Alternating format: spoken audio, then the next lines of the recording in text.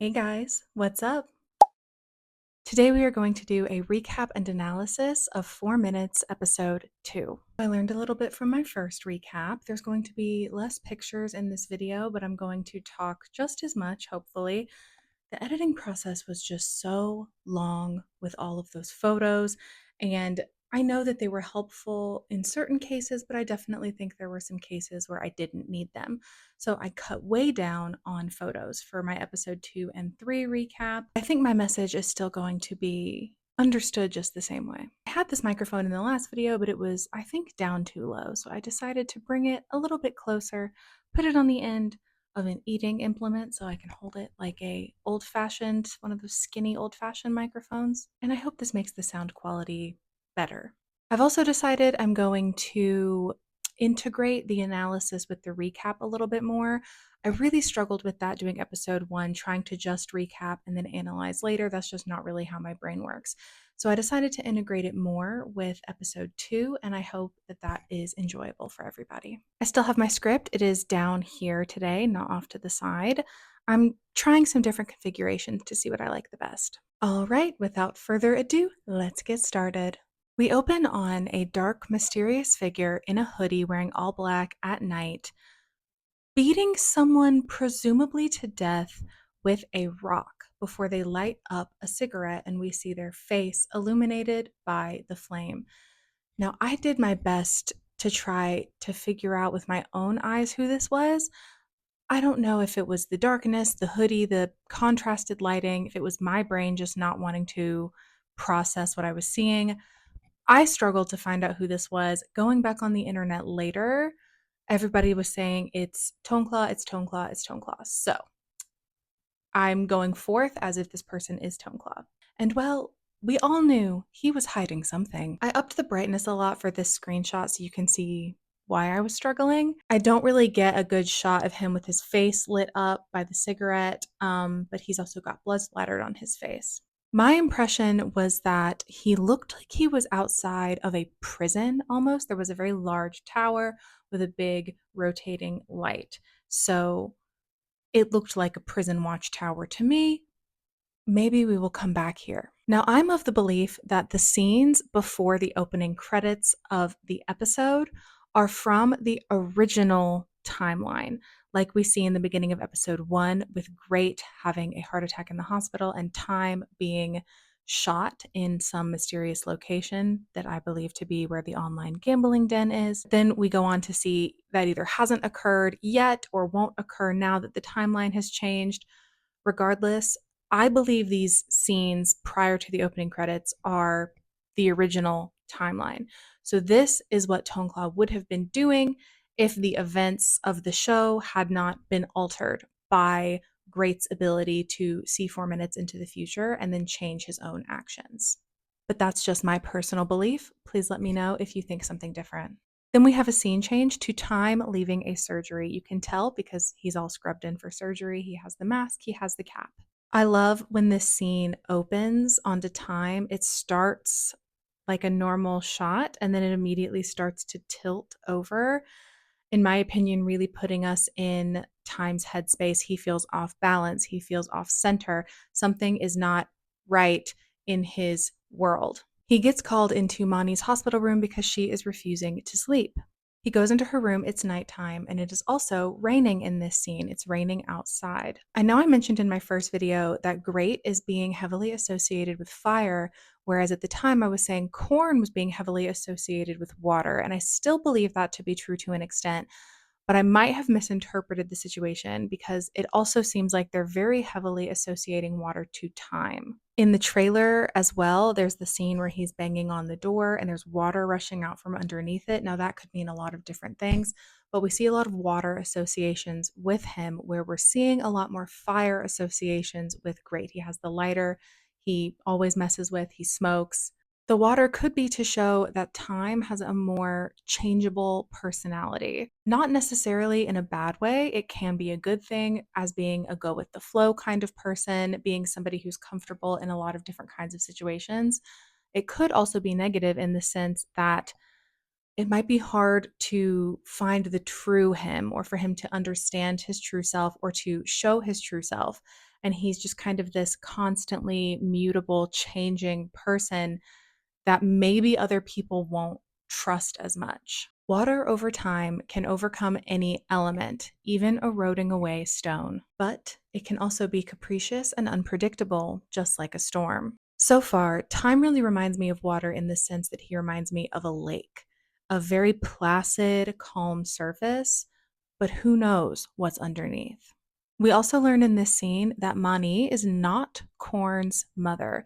She talks about her son, and she says that a few months prior to the inciting incident with Great, her son decided to exit the world of his own volition. That could also be why in episode 1 she was so soft and gentle with Great, because she even mentioned her own son was around his age and she was in a very emotionally vulnerable moment. And she sees this young man, reminds her of her own son, and she's immediately very sweet, very soft, very gentle with him. It could also just be her personality, but it could again be due to these two people kind of getting conflated in her mind. Time seems very emotional when Mani confesses about her son. I mean, emotional for him at least. His face is still quite impassive, but we've known him a little bit longer now. We can kind of see when these cracks start to shift. And also, previously, when she mentioned jumping in front of Great's car on purpose, he had very little emotional reaction, in my opinion. His face had a bit of a reaction. I do believe I mentioned that in my first video, but it's very subtle and it's not quite the same thing that we get when she's talking about her son here. Unlike in the first episode, when she mentions jumping in front of the car on purpose, he snaps back immediately with his response. When she finishes speaking here about her son, he really takes several moments, kind of maybe he's thinking, maybe he's emotionally processing. I'm not really sure, but he pauses. It seems to strike him in a way that her previous statements hadn't. Does this mean he had a family member who also decided to exit the world of their own volition? Maybe. Time sees the flowers that Great left for Mani, and we get a flashback of when they bumped into each other, therefore letting us know Time is connecting the name he sees on the card of the flowers with the person he bumped into in the hallway. We also get a little continuation of that moment. They basically both stare at each other extremely intensely, very hardcore staring before Great kind of helps him pick up the papers quickly, gives them, and kind of rushes off. Time asks the nurse if Great is Mani's relative. She says yes, and then goes on to say, but he didn't want to go in, he didn't want to leave the flowers. So clearly we have this confusion here of the nurse thinking that Great is related to Mani. My curiosity is, the second Time sees the name on the flowers, he immediately thinks about Great when they met in the hall. And I mean, I'm not saying it's not a good educated guess, but it's interesting that he would bump into a random person in the hallway and immediately connect that with these flowers when he sees the name on the flower card. Theories abound saying that Time already knew Great, already knew his family name, and was able to connect it this way. So why would he know Great's family? Why is that information he would care about?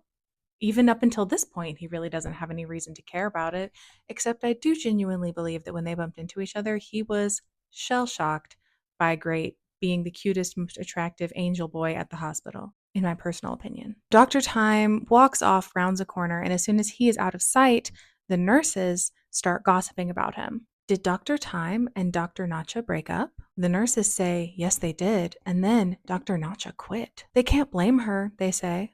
Dr. Time is so intimidating, but to go as far as to drop out of her specialty, that's something else. Time seems genuinely upset by overhearing this conversation. I don't believe he's upset about being gossiped about. That really doesn't seem like something he would care about. Is he upset hearing about his ex? Is he upset people are calling him intimidating? Is he upset people seem to think it's his fault? Is the situation as it appears? Did they break up? Did something else happen? Did she break up with him? Did he break up with her? What were the circumstances?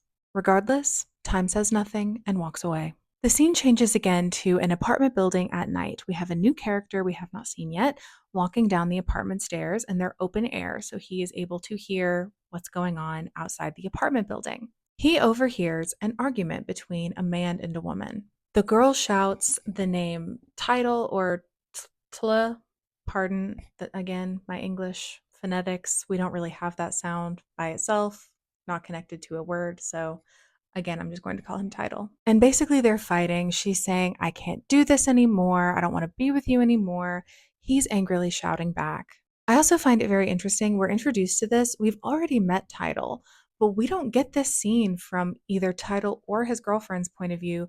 We're getting it from this third party. According to the My Drama list, this is Dome. I do believe this is Dome going forward. I will refer to them as such. The fight is not going well. Title does not seem to like what he's hearing from his girlfriend, and he's grabbing at her arm, trying to pull her away, saying, No, we're going home. You're coming with me. We're getting out of here. She's insisting, No, no, I don't want to go with you. Let me go. Stop. Clearly, this fight is not going well. Dome tries to step in, but Title just says, Who are you? This has nothing to do with you. Step off. He grabs the girlfriend, drags her away. But as they walk away, Dome looks over his shoulder, back up at the apartment building. His phone was set up there, recording the entire thing. Surely that won't come back to bite anyone in the butt. The scene changes to Great sitting in class. We pan over to him from the front of the room and we overhear a girl saying, Yeah, I think I want to do art instead of econ, which, girl, I get that. I love Great Googling seeing 4 minutes into the future. That's so real. That's exactly what I would do in his situation. Then Title enters the frame and sits in the empty chair next to Great. And I'm about 80% sure he is wearing a Coach crossbody bag. So tell me why he needed Great to buy him a new calculator when this man is wearing a Coach bag to school. Anyway, we get confirmation that Great was, in fact, excused from the exam he missed due to the car accident. He will get to take a makeup test, which is excellent for his poor grades. Title then says, If there's anything my dad can help you with, just let me know. So, is Title's dad important at the university, the government, somewhere else? It's a curious thought. What could Title's dad do that Great's dad couldn't? We also get confirmation that the random man who filmed the fight is in fact named Dome, and he is in this same exact class with Great and Title. Dome sits in the front row next to a girl, and Great and Title sit in the back. I did notice also, Great, before Title showed up, all the seats around him were empty. Dome sits next to this girl and they start chatting. Her name is Maud. And Dome asks Maud, Hey, is this not View's seat? Where is she today? Maud says she's not in class, and I haven't heard from her since last night. How much do we want to bet that View is Title's girlfriend that he was fighting with the night before? And in fact, that bet would be good. Dome reveals what he saw to Maud, that he saw Title and View fighting and then Title dragging her away. Maud goes to the back of the room to ask Title about it. Title denies the whole thing. The entire thing. He denies that they were there. He denies they were together. He denies there was a fight. I think he might even deny that he saw her that night, or at the very least, he denies that that late he was not there, they weren't together. Denying the whole thing is obviously, as we know, a bad idea because Dome has the argument on video. The subtle art of lying is having just enough truth to be plausible, because now Dome is suspicious. Why lie about that? Dome knows it's true.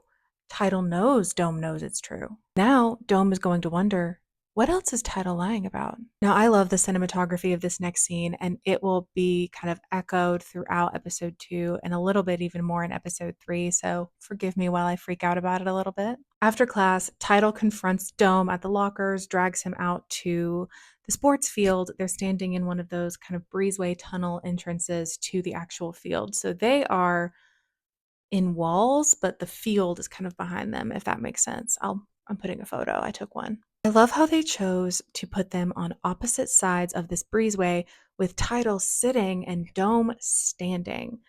This could be in one way interpreted that, oh, Title's so easy breezy, he doesn't care, he's sitting, he's not stressed. But in my opinion, we're supposed to take away from it that this entire conversation is Dome's. Dome has the power, Dome has the proof. Dome has something over Title. Figuratively and literally, he is standing taller than him. I also thought it was interesting that when we first see Dome seeing the argument, he's coming down the stairs. He looks down on the argument for the first time. And he doesn't even blink. He leaves the phone to film, get the proof he needs. So from the jump, Dome has had something over Title. He's had the upper hand, even if he and or Title don't entirely know that yet. Title acts cocky and tries to tell Dome that no, he saw the situation wrong.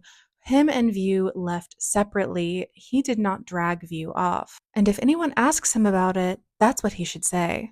Dome says, I'm just telling people what I saw. And Title says, but did you see the whole thing? Did you see us get in my car together? Basically saying, Dome only saw a small portion of the interaction and he doesn't know what he's talking about. Then why are you acting so defensive? Dome asks.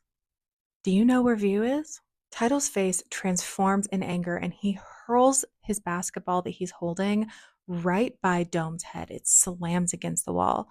Dome barely flinches. Title then gets in Dome's space and starts to threaten him, and he's very angry, once again implying that his family is influential and powerful and he can mess up Dome's life. Dome barely reacts and just walks away, shoulder checking Title on his way out.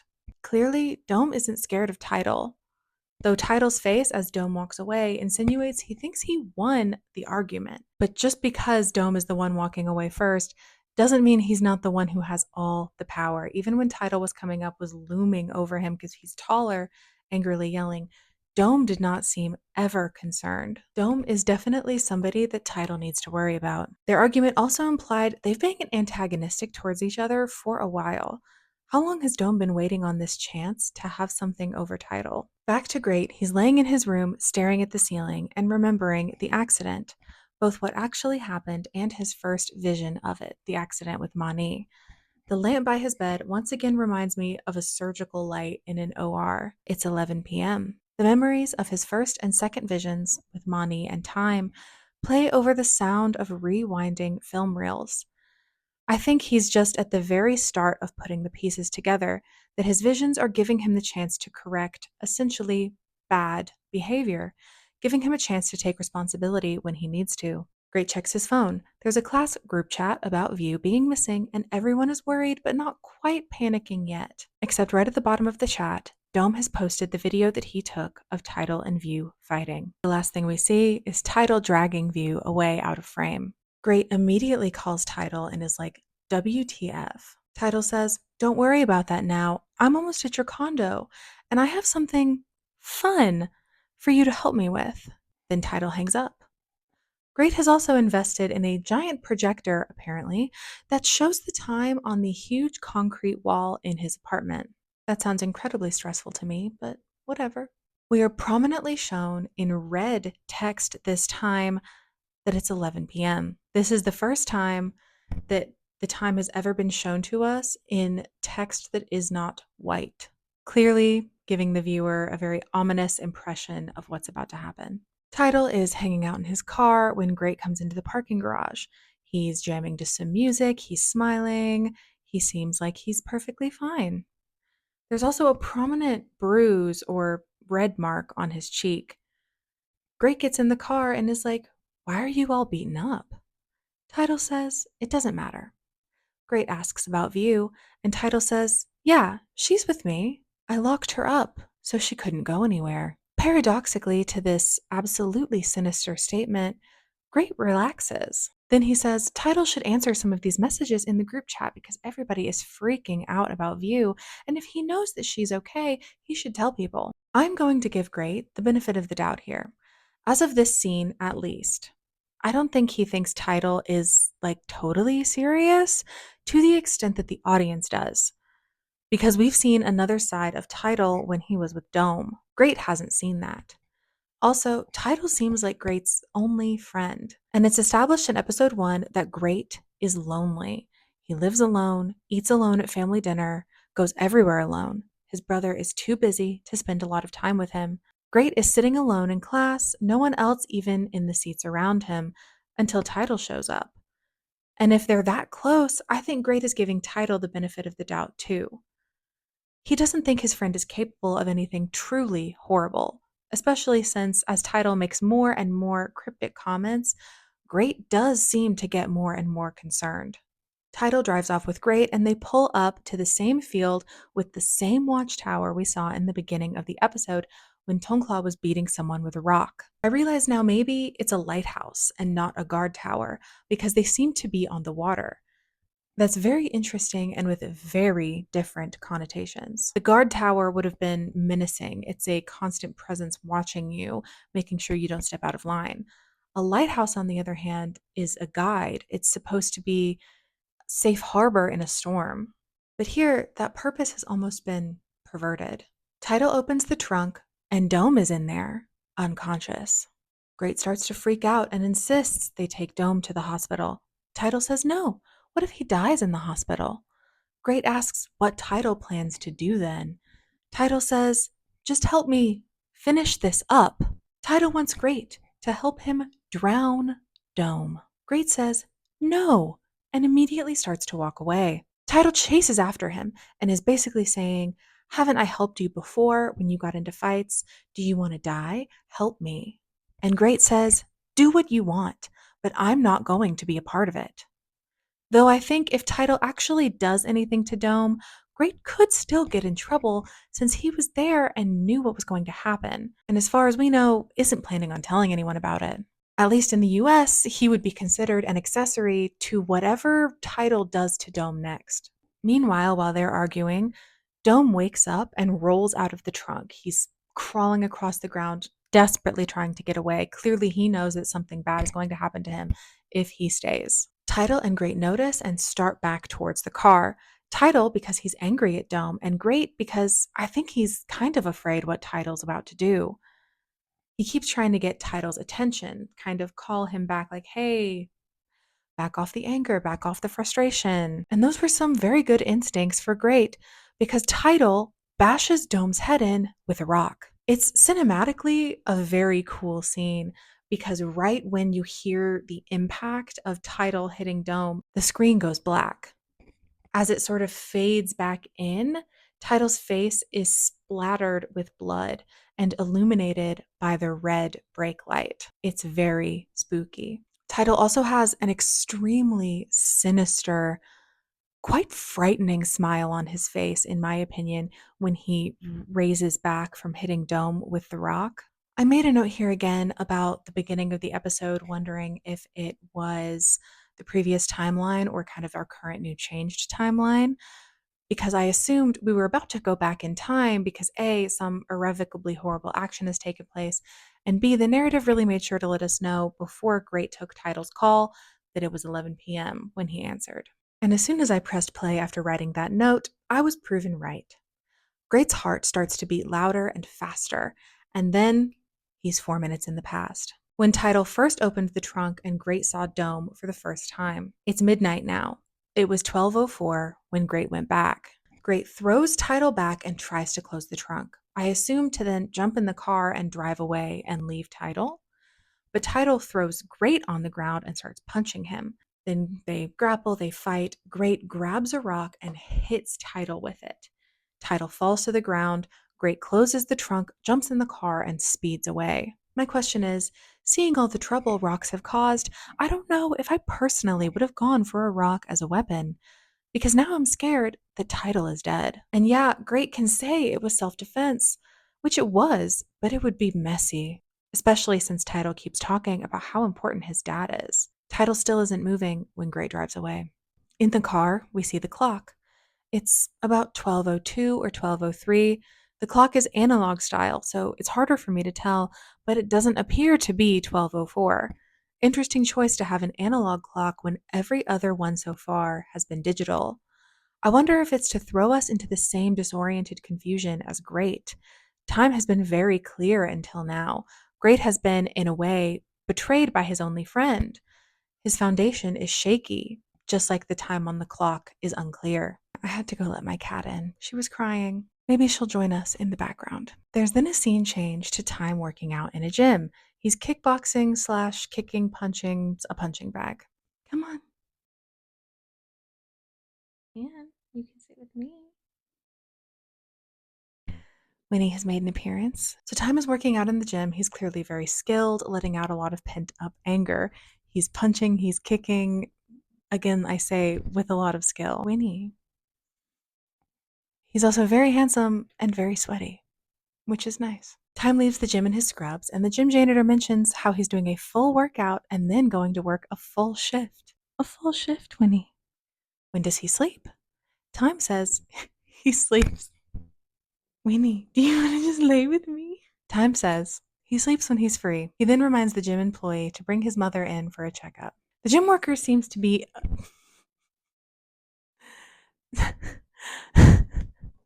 Winnie.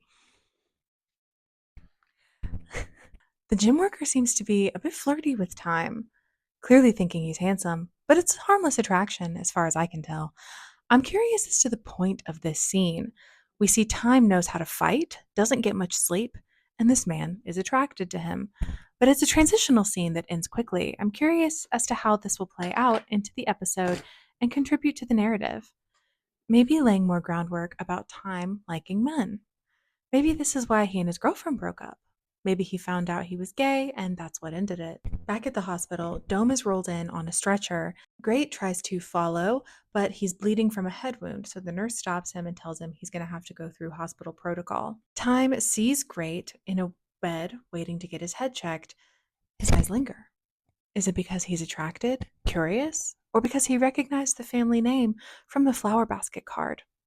Some combination of all those? Time asks the nurse if anyone has seen Great yet, but she says everyone's busy. Time walks out to wash his hands and primp and preen like a peacock in the mirror, fixing his hair, tucking his shirt into his pants to accentuate his figure, flexing his muscles, making sure he looks good. In my opinion, Time is attracted to Great.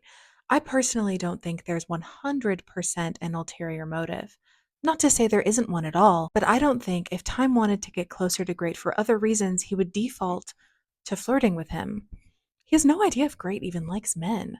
We don't even know if Great likes men. It's a big risk to take if Time doesn't have an ulterior motive. If it goes wrong, it could permanently close the door on him getting closer to Great. So, my opinion is that Time is genuinely into Great. Those longing looks in the hallway when they first met, before he knew the name that was connected to him, weren't part of any kind of plot. Winnie. The nearby nurse we've come to know as B is immediately suspicious. Time tries to get Great's chart so he can handle the case. But B is like, oh no, don't worry, the interns can do it. After some back and forth, Time just takes Great's chart and runs. Winnie. I'm just trying to imagine Great's thought process when he sees Time walk in. Like, oh yeah, we bumped into each other before, and I also had several visions of us having passionate intimacy at some point in the future, and I just stopped my friend from committing homicide and left him by a lighthouse and have a head wound and can see into the future. Good to see you again. Great is also wearing gray for basically the first time during this hospital sequence. Winnie. Great is also wearing gray for basically the first time during the title/hospital sequence. An interesting color, almost highlighting that the situation isn't as clean cut as the other two. Obviously, saving Dome was good, but he didn't have to bash Title's head in with a rock to do it. Helping a woman who's been hit by a car and helping someone pick up things they've dropped when you bumped into them are obvious good choices. How Great chose to save Dome wasn't as obvious. There's tension between Great and Time from the jump. Time gets close and asks what happened. Great says he just brought in his friend. Says he got punched. No vomiting, no double vision, etc. Time says he needs to see the wound and then literally steps between Great's legs, which is entirely unnecessary to do so. Great's face is hilarious.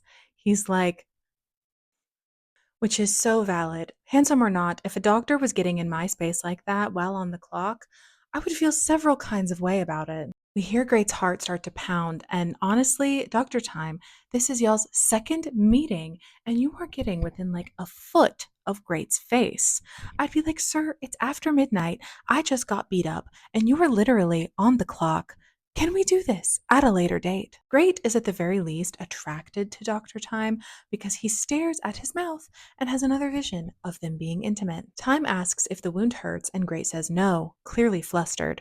Time seems almost happy, like he saw how Great reacted to him and is happy to have had that effect. This frame is hilarious, so I have to show it. Great looks so deeply confused, and Time looks almost pleased with himself. Maybe Great has never been attracted to a man before, but he certainly is now.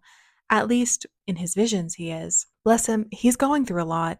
His disheveled hair really adds to the appearance, almost like Rip Van Winkle waking up after 100 years. Time says all the ER doctors are busy, so he will stitch up the wound. Great is confused, and Time clarifies he's a surgeon, not an ER doctor. A nurse brings Time a suture kit, and Great looks mildly horrified. I've never gotten stitches, and honestly, I'd probably react the same way. Like, can I just put a band aid on it and go home?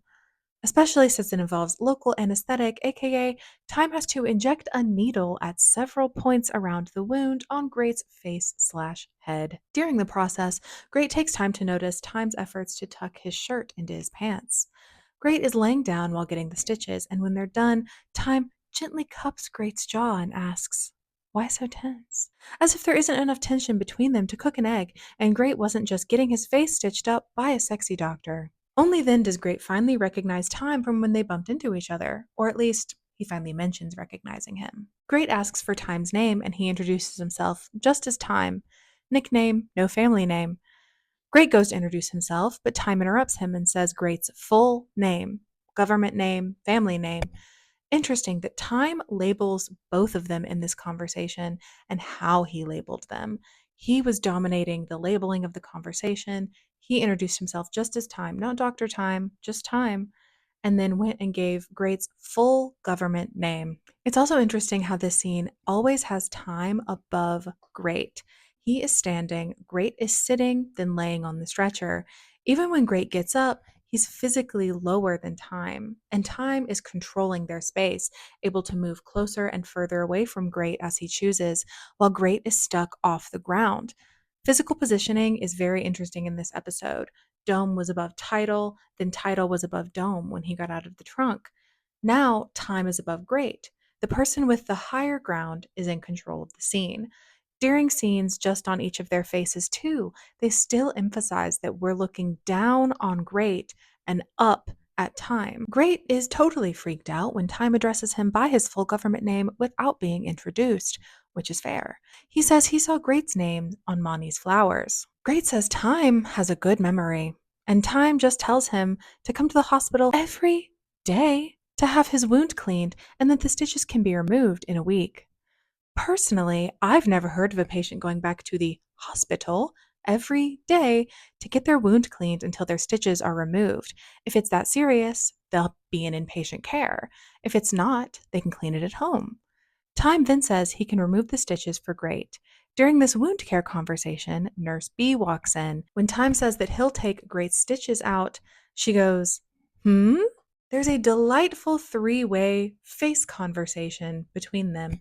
B is confused at Time. Time is giving her a just go along with it eyebrows. And Great is confused, looking between the two of them. Time explains he'll take them out because he put them in.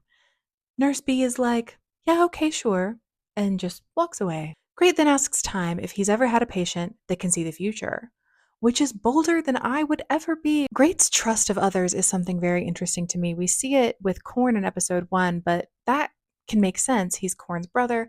He clearly has a good relationship with him. But trusting a near stranger like Time with this secret is a level of almost naive trustworthiness that I'm kind of shocked a character like Great has. So anyway, Great asks if he's got any patients that can see the future. Time says, "Yeah, a few. In the psych ward." "Why?"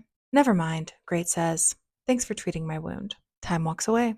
I'm kind of obsessed with Great's face in the aftermath of their conversation because he's clearly like, "Why did I say that?" The next day, we're back at the lighthouse, but it's a whole crime scene. We meet a cop with a mustache. Title is dead, apparently. Darn those rocks, far too efficient at bashing heads in. The cop walks around the scene and finds some bloody grass. Pokes around a bit, finds the murder weapon rock. Also, please note, we do not actually see the corpse, or we don't see the face of the corpse. Cut to the police station. Or maybe it was a hospital. I think it's a police station. I don't know. But Pretty Boy Tongkla dashes into the cop's office. He asks after his brother, calling him Nong Chai. Assuming he's talking about Title, that means Title was his little brother. Pretty sure that's what Nong Chai means. So at least we know Tongkla is over 21, which is like Great Title's age. unless he's referencing himself as the Nongchai in question, but he also uses pom in reference to himself, basically saying my brother. So my Nongchai, my little brother. Please let me know in the comments. I know, and please pardon my pronunciation on this beautiful, beautiful man's real life name. Flies? Flies? Please let me know. I know Fawaz, who plays Tongkla, is like 18, but I'm really just trying to pin his character's age down in reference to Korn, who's like maybe 25 or 26, a few years older than Great, who's 21. I can't say for 100% certain, but Mr. Kopp looks quite dazzled by Tongkla, which is entirely fair. Either he was surprised, dazzled, or nervous to have to tell him what happened, or some combination of those things. Tongkla identifies the body, and it's very sad. Cut to Great at school, texting Title and saying he's sorry about last night, but he couldn't leave Dome like that, and he parked Title's car at the dorms. It was noted when they searched the crime scene that they hadn't found the deceased's phone yet. So the cops don't know Great's involved because they haven't found any kind of phone. It's a bit hard to tell in this scene, but Great is once again wearing a white shirt that is asymmetrical. Most of his clothes, if they're not like t-shirts or something, have been asymmetrical or very low cut in this show, exposing his chest, his heart, and showing on the outside that he's off balance. I love this detail. The girl from class who was worried about View, Maud, walks up to Great and thanks him for helping View. Great says, no problem. He and Title fought a bit, but he got Title's keys and he rescued View. The girl says View is filing charges, and if Great hears from Title, he should tell him to go and acknowledge them. Great says he has no idea where Title is, but if he hears from him, he'll let him know. And listen, I was very much shocked by this scene. I was not expecting this, even though I totally should have in hindsight. But as Great is putting his car away on his car conveyor belt in his parking garage, Title appears alive. So Title hasn't been dead this whole time. I should have known when they didn't show us the corpse at all that it was a fake out, but they really got me. I really thought that Great had killed Title, but he didn't. Yay for him legally, not yay for him in this moment. Title is mad that Great betrayed him. Great is like, you were about to kill Dome. What was I supposed to do? Title says, who said I was going to kill Dome? Because Great only knew that because of his 4 minutes power. Technically, Title hadn't mentioned drowning Dome in the timeline that actually happened. Title gets pissed at Great's accusation, and they fight. It's actually quite a good fight with very clever and interesting cinematography, but it's clear from the start that Title is stronger and he's able to use his height to an advantage over Great. They trade blows for a minute, but Title gets the advantage pretty quickly and starts strangling Great on the ground. He's holding him by his neck to the ground. And Title's face is disturbing. He doesn't just want to subdue Great, it looks like he genuinely wants to kill him. He's got that same creepy, scary smile that he had when Great was seeing into the 4 minutes future and he had bashed Dome's head in. Just as Great's ears start ringing like he's losing consciousness, Time appears and throws Title off of Great. They fight while Great gasps for air, and it's abundantly clear Time has the upper hand, which we've seen him in the gym. We know he knows what he's doing. Time gets Title good and knocks him over and tells him to go. Title generically threatens him, you'll regret this, don't you know who my father is, and runs off. Time immediately goes to Great and helps him stand up. They go to a skate park nearby to talk and sit in the middle of a ramp. Even though there's people actually using the skate park, I don't know if that's rude. I've never been to a skate park, but it seems rude to me. Note, Time and Great are even in this scene. The playing field is literally and figuratively leveled between them. Also, side note, Bible's legs look so much shorter than Jess's in this scene. I can tell he's sitting further back on the ramp, which is probably most of why, but it's almost comical how much shorter his legs look. Great asks, don't you have to be at the hospital? Time responds, almost aggressively, like doctors clock out too, you know. Great just nods and looks away, and Time looks regretful that he was so acerbic. He concedes and says he was seeing a friend in the area. Great just says, oh. Time goes on a face journey that I interpreted as, oh, that's it? Oh? You're not going to ask me anything else? You're not curious? No attempt to carry on the conversation? Am I not sexy enough for you? Are you not as into me as I am into you? Do you not know how conversations work? I guess I'll have to do all the work here. Then Time asks about Title. Who was that? Great just says, you don't need to know.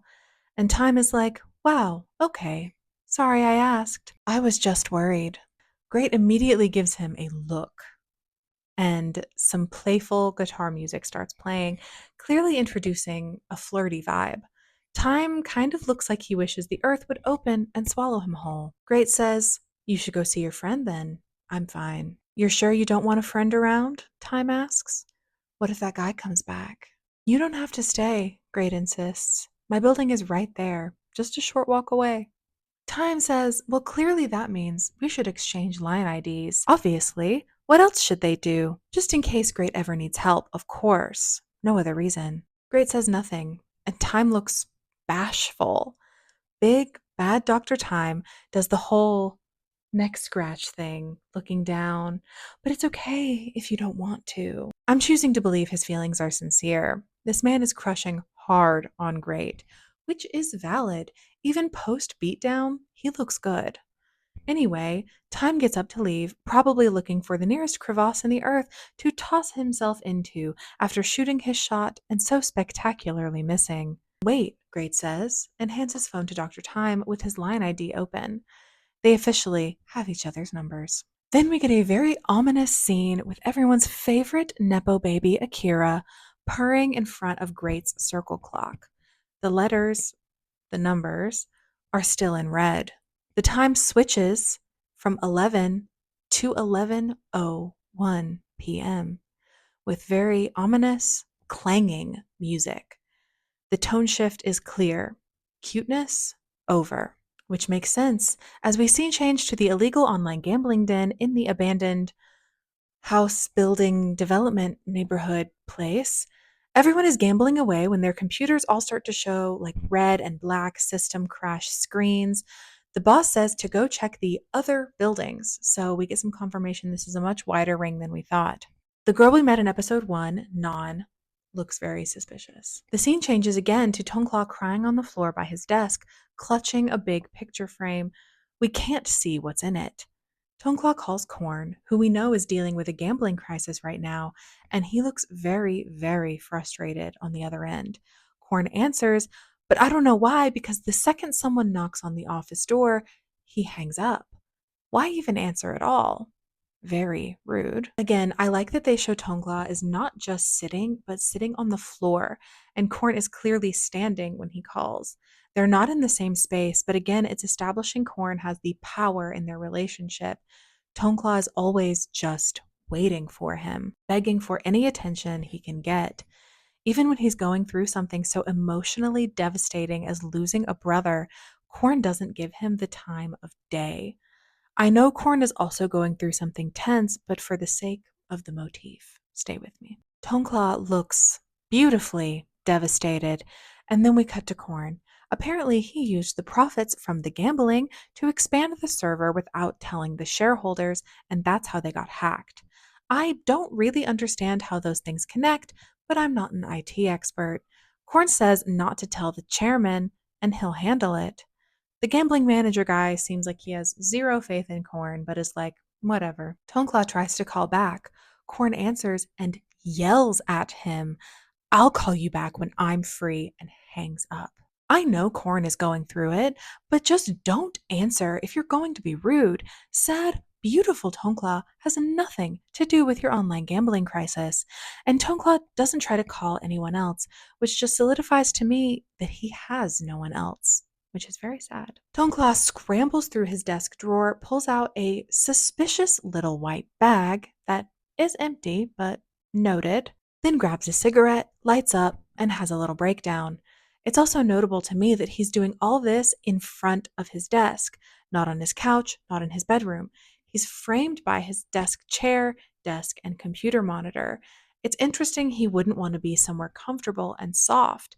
He's choosing to be on the hard floor, surrounded by these external trappings. Korn goes to see the chairman. They're in a fancy room with a woman playing the cello, or maybe the bass, but I believe it's the cello, and another woman drinking wine.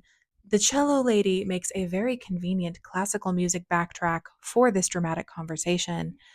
Paraphrasing, the chairman, who turns out is Korn's uncle, or maybe uncle means like close family friend. Is this the uncle that's Fossai's dad? Anyway, basically says, poor Nepo baby Korn already tanked the company shares. I found the guy who hired the hacker. It's this shareholder Wanchai. Korn asks how he should proceed. The chairman says, if you want to do it right, go talk to him and find a solution. Meanwhile, we're getting a cutscene of a man with a red umbrella walking into an abandoned, ramshackle building. The chairman continues that Wanchai has been causing trouble for too long, so he's taking care of it for Korn. Korn asks, what does that mean? We go back to the man with the red umbrella. He rounds a corner, we hear a gunshot, and the umbrella falls. A very clever blood spray imagery without having to use blood. Then the chairman says Korn has a lot to learn and smiles at the woman, who I'm assuming is his daughter Fossai. Then the camera shows us a close up of the cello player's hands. She's wearing a wedding ring. The scene turns sultry and golden with some jazzy music playing, creating an intimate setting. It's very interesting as it continues on. It's intimate, but almost hollow. I don't really know how they managed to do that. They used kind of the colors and the paroxysms of intimacy, but the space feels just empty and hollow. The woman gets 2 glasses of wine, twirls them with her back turned, and gives one to Korn. I got the vibe that she drugged the wine, but I don't really know why. We get confirmation the woman is Fossai. Korn calls her Fa and asks what her dad did to the shareholder. Fa says, I don't know, I don't want to know, and you shouldn't worry about it either. This makes me wonder if Korn already knew his family was sketchy or if he's just learning all this now. He doesn't seem nearly surprised enough, but he also wouldn't have been put in the position if his dad didn't think he could handle it. So, did he already suspect, or is he just that even tempered? He didn't react well when the servers crashed, so I don't think he's just particularly zen. I'm guessing he may have at least suspected something was up with his family before he took this position. Fa says Korn can call if he has any other problems. Notably, Korn is sitting, and Fa is standing behind his chair with her hand on the back. Like the other duos throughout the show, it's showing their power imbalance. The only time the interpersonal field has been level was with Great and Time at the skate park. Fa wanders over to her bed and is seductive, crosses her legs to show them off through the slit in her skirt, giving Korn bedroom eyes, etc. Korn takes a big gulp of wine, takes off his shoes, and goes over there with the most resigned look on his face. At least to me. Maybe it could have just been neutral. The rest of his clothes follow his shoes. Intimacy of a variety occurs. I'm going to try to talk about this without getting some kind of community guidelines violation. Basically, Fa is sitting on the edge of the bed, fully clothed, and Korn is kneeling at her feet without any clothing. Really drives home the power imbalance between them. She has all of it, he has none. Very different vibe from the scene in episode 1 between Korn and Tongkla. We also have confirmation that at the very least, types of intimate activities occur between Fa and Korn. Is this why Korn insisted on using protection in episode 1? Is he worried about passing anything along to Tongkla? Then why did Tongkla ask? Does he know Korn and Fa have intimacy? Does he even know they have more of a relationship than her essentially being his beard? Does she know she's his beard? I doubt it. She seems the type to use it against him. Unless she is blackmailing him with it and we just don't know. I think Tongkla may suspect, but not know for sure. And the question about protection was a test Korn failed. Also, I don't know for entirely sure, but I don't think that Korn and Fa use protection. So she is getting this thing that Tongkla really wants. Tongkla isn't getting the pieces of the person he loves that he really wants. Those are reserved for somebody else. The scene changes to Tongkla still crying on the ground. Bless him, I just want to give him a hug. He's just staring at his phone across the room. I get the feeling Tongkla suspects where Korn might be, even if he doesn't want to. Korn said he would call when he wasn't busy, and he hasn't called. The doorbell rings. He goes outside to answer it. It's almost like the bell was rung on the street, and he kind of has to walk through like a breezeway situation to get to the person who rang the bell. It's the cop. Tongkla looks disappointed. The cop says he was around and just wanted to see how Tongkla was doing. Do cops normally do house calls? Tongkla asks. Not everyone, the cop replies.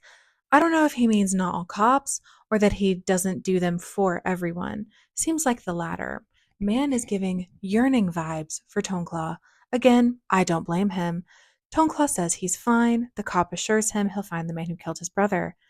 And then what? Tongkla asks. He'll go through the judicial system and end up in prison. Tongkla explains he knows how this works. Murderers all get released, most within 10 years. Is that really any kind of justice? The cop appears shaken. Tongkla thanks him for checking in, then goes back to the apartment. Cop does an awkward neck scratch, like time at the skate park, basically confirming, in my opinion, that he's crushing on Tongkla. I think Tongkla can tell and is trying his best to be kind. This guy has done nothing untoward and is investigating what happened to his brother, but he's also not trying to encourage his crush since he loves corn. At the very end of the episode, we're shown the shot of a man surrounded by darkness but facing the light. My first thought was time. We saw that waist earlier in the hospital. It looks familiar. Hacker girl Nan walks up and hands the mysterious figure a flash drive. She says something, but it's not audible to the audience as loud music is playing over it. Clearly, they're working together to take down the online gambling ring / maybe even the whole wider criminal enterprise. We also get a hazy shot of the man's face overlaying the scene. If I had to put money on it, I'd say it's time. The profile, the nose, the jaw, it looks like him to me. If it was someone we didn't know, they wouldn't bother hiding his face. This really feeds into the theory that Time is getting close to Great because of his family. I didn't want to believe it, but I also firmly believe this mysterious figure is Time, and if he's working to take down Great's family, there's no way he wouldn't recognize Great's family name. But I also don't entirely believe he's not at least a bit attracted to Great, because again, why go with seduction as your plan when it has such a high potential to backfire badly? I'm also extra sad because if it is Time, that means Great has no one left, basically. Estranged parents, busy brother, no friend anymore, and he thinks he has this new person that he can lean on, but then Time is going to betray him, or at least betray his family. I get the feeling Great doesn't know much about the criminal side of the family business. But who knows? I also wonder if Title's family is part of the criminal world. He never really said what his dad did, but clearly he has the power to do some damage. By crossing Title like this, Great could be unintentionally putting himself in the crosshairs of the same people Time is trying to take down, aside from just being in the family, and that could lead to more danger. So that is my recap and all of my thoughts for now. Please let me know what you thought in the comments. I'm super excited to hear everyone's thoughts and opinions. And please follow me on my other social medias. I would love to see all of you there. Leave a like if you enjoyed and subscribe to this channel. And please share this video with anyone that you think would be interested in doing some deep dive analyses of 4 minutes. That's all for now, and I'll see you guys next time. Bye.